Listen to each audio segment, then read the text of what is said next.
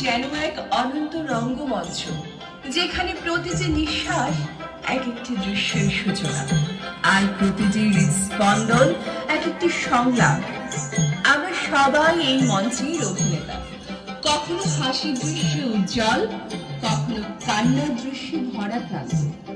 তবুও গভীর রাতের নিস্তব্ধতায় আমরা অনুভব করি এক অদৃশ্য টান, এক সূক্ষ্ম সুতোর বাঁধন। এ জীবন কি সত্যি আমাদের নিজের, নাকি আমরা সেই পুতুল যার নাচের ইশারা কোনো অজানা পরিচালক দেয়?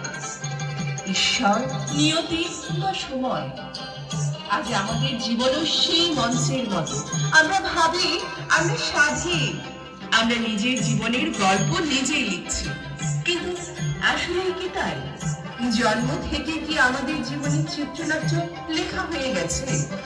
আমরা কি কেবলই সেই চিত্রনাট্যের চরিত্র যারা শুধু অভিনয় করে চলেছি?